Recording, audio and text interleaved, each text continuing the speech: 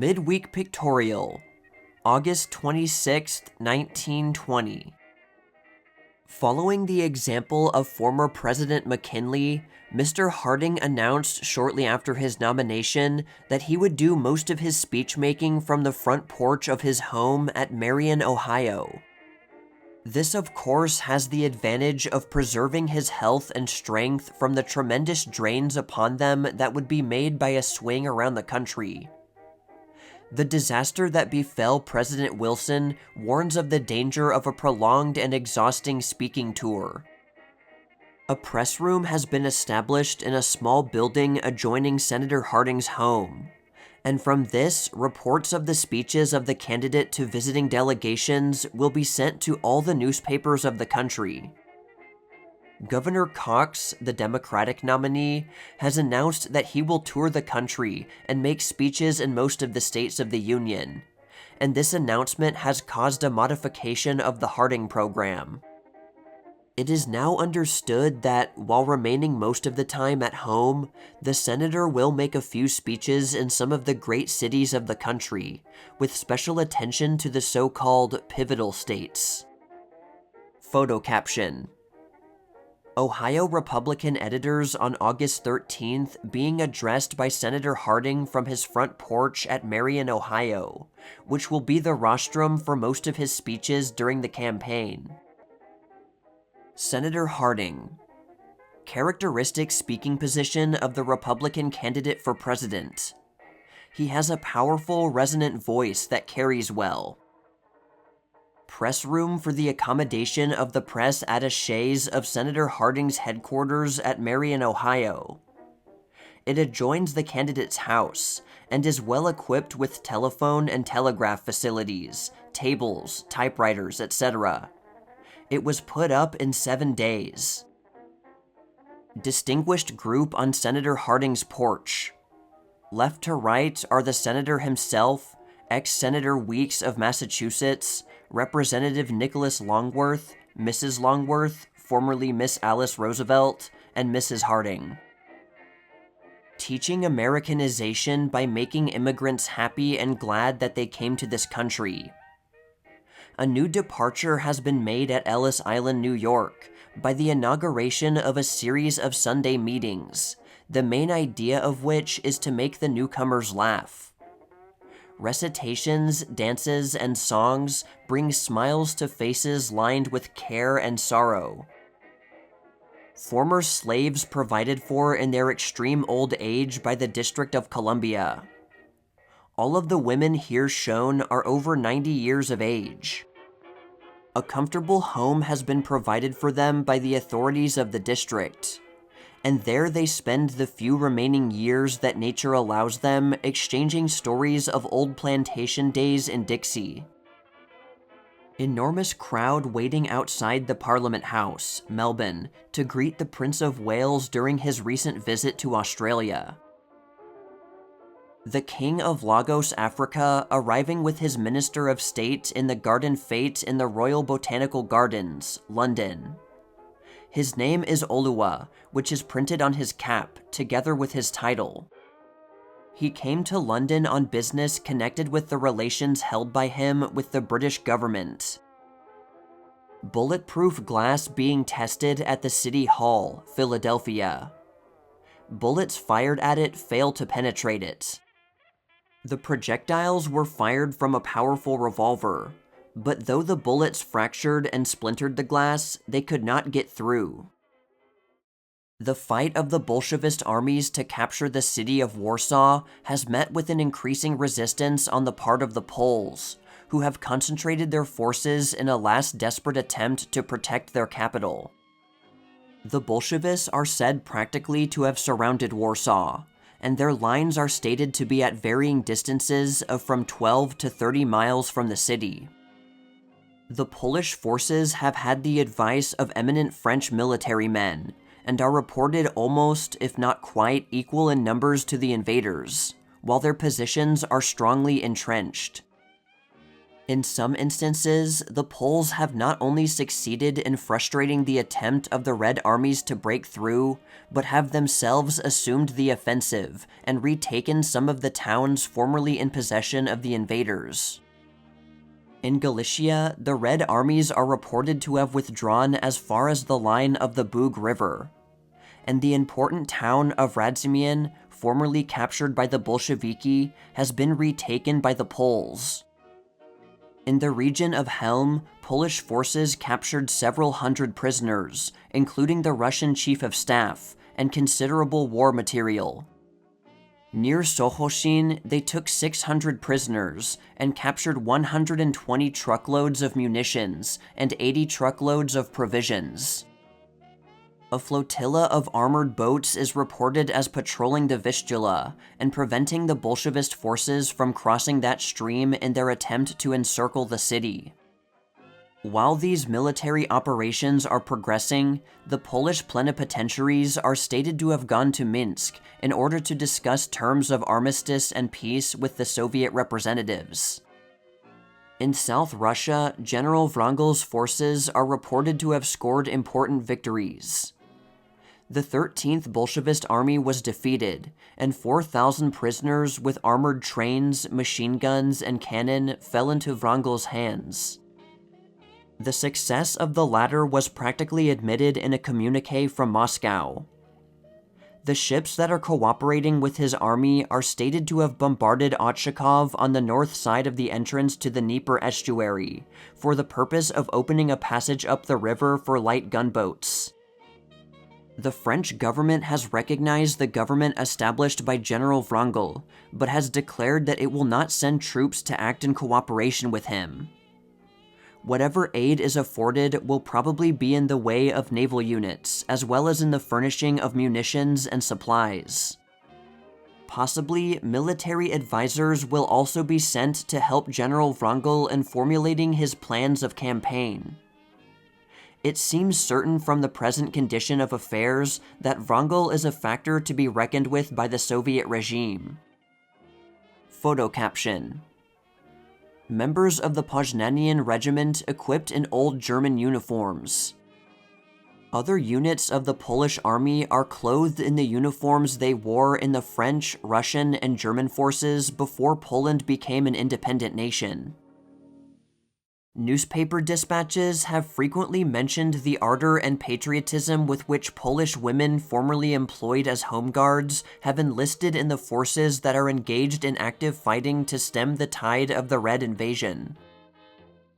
While the Bolshevist forces are mainly concentrated in the drive for Warsaw, they are also working towards the east, although in the latter case, the movement is chiefly by means of propaganda rather than the employment of military force. They are stirring up the Near East and issuing manifestos to the peasants and workers of Azerbaijan, Armenia, and Turkey. In Persia especially, they seem to be making progress.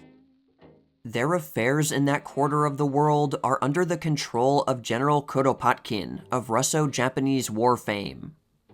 They are reported to be advancing on Tabriz and Tehran. The latter is rather inadequately defended. There is a force of 2,000 British ready to resist the Bolshevist advance, together with a limited number of unreliable native auxiliaries.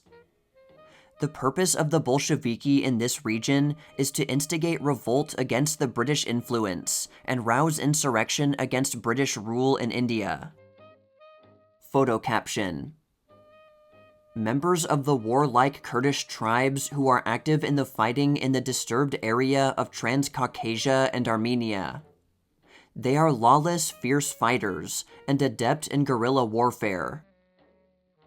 Semi-savage horsemen from the Persian northern frontiers who are opposing the Bolshevist advance. They are wonderful horsemen, but little amenable to discipline.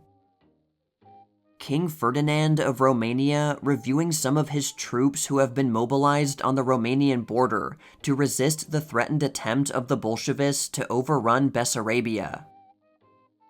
The war between Greece and the Turkish nationalists resulted in substantial victory for the Greeks. The capture of Brussa was the climax of the Grecian campaign. The forces of Mustafa Kemal have been scattered, and the warfare that still continues is of a sporadic and guerrilla type. In the province of Thrace, Turkish resistance has yielded to the logic of events, and the Greeks are having little trouble in establishing and solidifying their administration over the new province. A salient feature of the week's news was the attempt to assassinate Premier Venizelos of Greece in Paris. He was fired upon by two young Greeks and wounded in the left shoulder. The wound is not believed to be serious, and he is expected shortly to leave the hospital to which he was removed. His would-be assassins are two young men who were removed from the Greek army and the Greek navy by the Venizelos government because of pro-German sentiments, and it was in revenge for this action that the assassination was attempted. It was at first thought to be a step in an attempt to restore ex-King Constantine to his throne, but nothing has developed to confirm that impression. Defeated in the field, the remnants of the Turkish nationalists under Mustafa Kemal have allied themselves with the Bolsheviki in an attempt to stir up revolutions in India, Egypt, Algeria, Morocco, and Tunis. It is said that a treaty between these two forces has been signed to that effect.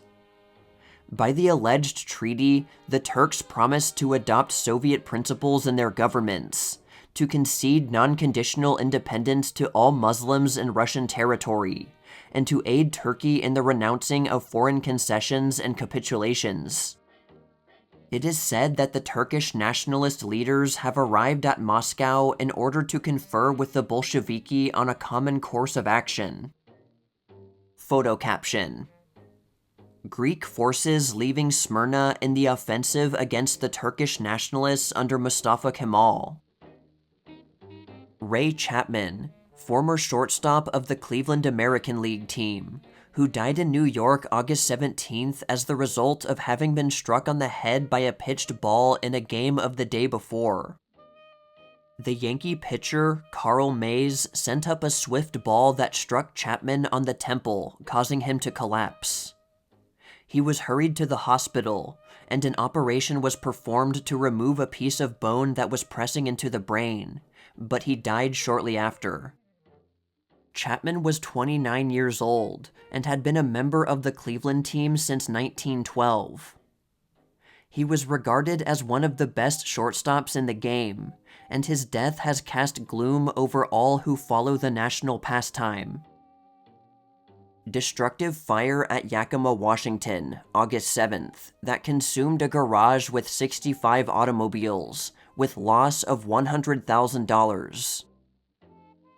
The trouble in Syria between the French and Arab forces has substantially come to an end, with the occupation by the French of Damascus, Aleppo, and other strategic centers. Guerrilla skirmishes with various bands of Arabs are reported, but they have scarcely risen to the dignity of combats. The forces of the French are well organized by General Gouraud, and they have already taken measures toward the civil administration of the territory under their control. Photo caption: Armed Arabs coming into Damascus from the surrounding country to join the forces of Prince Faisal in resistance to French mandate. In Fiume, apart from occasional clashes with the Italian authorities of nearby towns, conditions have little changed. Evidences are multiplying, however, that D'Annunzio's adventure is reaching an end. The people of Fiume itself are reported to be tired of D'Annunzio's control, and eager to renew once more the normal civil and commercial relations of former times. Photo caption: Gabriele D'Annunzio making a speech to his soldiers at Fiume. He still holds control of the city. While Spain was successful in maintaining her neutrality during the World War, she has not been wholly immune from engaging in military operations, though on a comparatively small scale. The wild tribesmen of Morocco, who have a chronic capacity for giving trouble, have defied the authority that has been set up in the Spanish sphere of influence, and it has become necessary to send troops to subdue them. 3 columns have reached Asid Demidar in the rebellious area, where the people came out with white flags. Spanish aviators, in the meantime, bombarded other rebel camps in the vicinity. The new positions of the Spanish forces are advantageous for an advance upon Alhucemas, the chief rebel stronghold. The fighting has not been as one-sided as might naturally be supposed, for a Spanish force was ambushed on its way to Rahana and lost a large number of men. This defeat brought into the field as leader of the rebels the notorious Raisuli, who will be remembered as the center of a diplomatic incident during the Roosevelt administration. Photo caption: Spanish cavalry on their way to attack a stronghold of rebellious tribesmen in Morocco, where the revolt has assumed considerable proportions. Tribesmen drilling in Morocco in anticipation of an attack by a Spanish flying column of cavalry, which was advancing on their positions. The fighting in China near the walls of the capital is stated to have ended in a severe defeat of the Anfu forces, their leader, Tuan, former premier of China, attempting suicide following the reverse. It was reported on August 14th that hostilities had broken out between the provinces of Fujian and Kwantung, the former supporting the militaristic Anfu group and the latter being loyal to the new Peking government. Severe fighting has occurred in eastern Kwantung, and Fujian troops are reported to have advanced 28 miles, capturing Taipuxian, 50 miles west of Changchaofui. Photo caption: Chinese troops attempting to scale the walls of the imperial city at Peking in the civil war that is desolating the new republic. Japanese Marines on guard in Vladivostok, Siberia, maintaining order after the recent rebellion that sought to overthrow the Soviet rule in that city. Conditions in Ireland become steadily worse as the weeks go by. There is little indication yet of any common ground on which the conflicting factions can meet for negotiations and a peaceable settlement of the Irish problem. Outbreaks and disorders are increasing in virulence and intensity. The rioting in Belfast, which it was supposed had been repressed, broke out in a violent phase on August 15th, when an attempt was made by Sinn Féin raiders to seize a military airplane which had left Fermoy with dispatches and had been forced to land between Killarney and Tralee. It was reported that 1 soldier was killed, together with 4 of the attackers, who also suffered casualties of 3 and wounded. There has been serious street fighting in Limerick and several assassinations of military and civil officers. In Dublin on August 16th, 30 armed men raided the Dublin Custom House. They went through the building and took possession. The object of the raid has not yet developed, but it was probably intended as an act of defiance to the British government rather than a serious attempt to hold the building. The mayor of Cork was found guilty by court-martial of having in his possession a copy of a resolution pledging allegiance to the Irish Republican Parliament.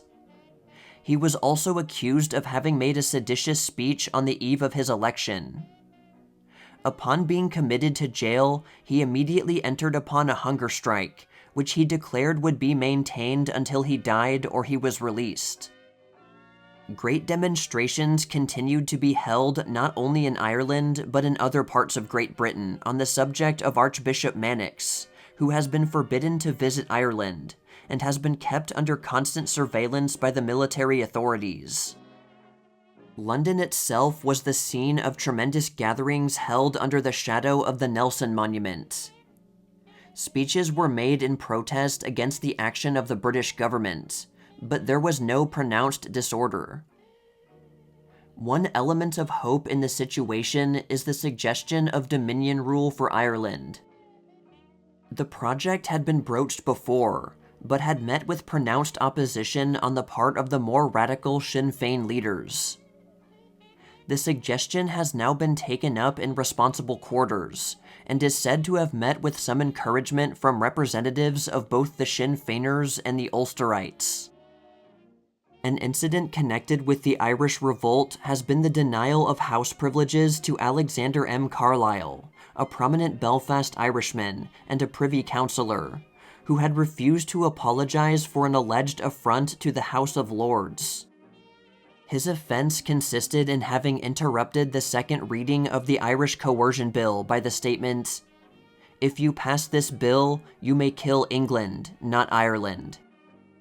Photo caption: damaged building that was in the center of the fierce fighting that swept Belfast some weeks ago. 13 were killed and over 300 wounded in clashes between Sinn Féiners and Orangemen. Sir Edward Carson, the most powerful of the Ulster leaders, inspecting Guard of Honor of armed volunteers. With the airplane coming more and more into practical use in commercial as well as military fields, experienced aviators are in great demand, and the profession of a licensed airplane pilot and mechanic has acquired new importance and dignity. One of the first schools to be established on a great scale for the development of suitable human material into accomplished aviators is located at Saint-Cyr, near Paris. Here have been constructed many devices and facilities for testing the physical condition and nervous reactions of applicants for instruction. It is well known that an aviator in his trips encounters atmospheric pressure at various degrees, and also currents of air that excel in speed and strength anything with which we are familiar at the surface of the Earth. This fact accounts for many of the accidents at first inexplainable but now ascertained that marked the beginning of the science of aviation. Then too, the physical condition of the aviator himself is a most important factor in avoiding accidents in flying. Many a man who has sufficient courage and skill for the hazardous profession is absolutely unfitted for it by reason of physical defects that are unsuspected even by himself. His heartbeats, his nervous reactions may be such that it would be suicide for him to embark upon the life of an airman. To ascertain these facts and to weed out the unfit is one of the prime objects of the new school that has been established at Saint-Cyr. A further object is to train those who are accepted as physically fit to meet all the conditions as far as possible that they are likely to encounter in their future actual work. A great tunnel has been constructed, 30 yards long and 2.5 yards in diameter. In this tunnel, airplane models of various types are being subjected to currents of air of various strength, which are designed to test the resistance and durability of the plane. There is a chamber in which the pupil is tested as to his power of resistance to barometric pressures that are encountered at high altitudes. He is supplied with masks and oxygen respirators, and made proficient in their use. Through windows in the side of the tunnel, experienced physicians watch the pupil, and decide to what height he can safely ascend. The average aviator can fly at a height of 6,000 meters, though some can reach 10,000. Photo caption: testing the blood pressure and heart pulsations of a would-be aviator by means of the Paschon oscillometer at the aviator school at Saint-Cyr. The tunnel in which the aviators are tested, while currents of air of various strength and density are created by whirling fans and ventilators. View of the tunnel, outside of which the operator, seated at a table with his instruments, records the speed and density of the air currents within. Pupil in aviation school using the oxygen respirator under the same condition of air density and speed of wind as he would be likely to encounter in later actual flights in the open.